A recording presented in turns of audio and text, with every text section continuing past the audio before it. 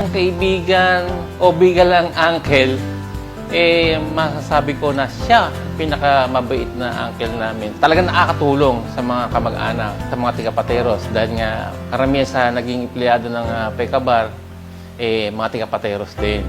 Maaga ako nag-asawa 18 pa lang, early marriage ako. So, kailangan ko ng hanap buhay, no? Kailangan ko ng trabaho. So, ang una ko naging trabaho, din nga sa Pecabar Law Office. Kaya nga, si Uncle Rene, siyempre, siya yung pangunahin niya tumulong sa akin para makapasok dyan. Silbi ako dyan at nakita ko yung kung paano siya magpatakbo ng law office, kung paano siya mamuno sa mga staff, no? Even sa mga lawyers sa Pecabar. Kung tutuusin, marami sa lawyers ng Pecabar, talagang napwesto sa gobyerno. Dahil nga, magagaling talaga ang mga lawyers sa Pecabar. So, marami yan na natulungan sa mga legal advice. Kaya tumatak yan sa buong Pilipinas yung kumpanyero o kumpanyera. At tumatak dyan ang pangalan ni Senator Rene Cayetano. Bilang abogado, yung acronym ng Pecabar, Ponce Enrile, Cayetano, Bautista Reyes, hindi yan maninim na ganyan kung hindi yan magagaling.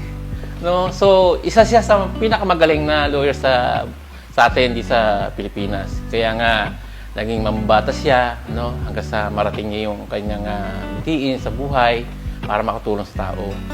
Kaya masasabi ko na yung pagtulong na nagawa niya, no? Yan aanihin. Alam mo, nakakalungkot nga lang no? Maaga rin talagang kinusa sa atin na ang dami niyang palagay kong plano. Siguro, mapapabilang siya sa isa sa mga kandidato na maging presidente ng Pilipinas. Dahil sa talaga namang marami siyang serbisyo na ikalat At bilang abogado, alam mo naman yung cases nung Pepsi Paloma. Abay, siya ang leading counsel noon. Okay to, naipanalo namin ng law firm. At sa pamagitan niya, yung pangkaso ng Visconde, siya din ang lead counsel doon. Maraming cases na hinawakan si Senator Rene Cayetano na lahat naman na ipanalo. Kung nabubuhay pa siya, mas marami pa siyang magagawa sa ngayon.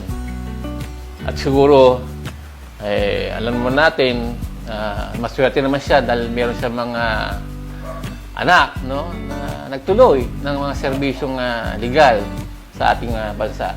Yung pagmamahal niya sa mga anak, talagang makikita mo kung kaano siya sincere sa mga pagmamahal sa mga anak niya. Tagumpay naman sila sa kanilang mga profession ngayon. At isa pa nga, si Alan, naging senator na ngayon. Si Pia, senator din. Si Lino, naging mayor. Si Renren, naging sosyal ng Muntinlupa. Makita mo yung pagmamahal niya na sinuklian na ng mga anak din sa magandang serbisyo rin para sa bayan. Habang nabubuhay sila, yung pagkakaserbisyo ng ama, gagawin ng mga anak para hindi masira yung pangalan ng kanilang ama. Diba? Si Tito Rene, favorite ako niya, magkano ng kape. Alam ko, gusto niya yung kape ko, yung timpla ng kape ko. So, malaking bagay na naging empleyado ako ng Pecabar dahil nga yung aking knowledge, nagagamit ko sa present na trabaho ko ngayon. Kaya the best ang law office, the best din si Mama Renato bilang boss, no? Talagang straight to siya.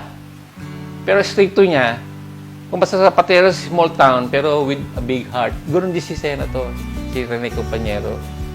Kung buhay siya, yayakapin ko yun. Diba? Kasi utak ko sa kanya, malaking bagay yung naitulong niya sa akin.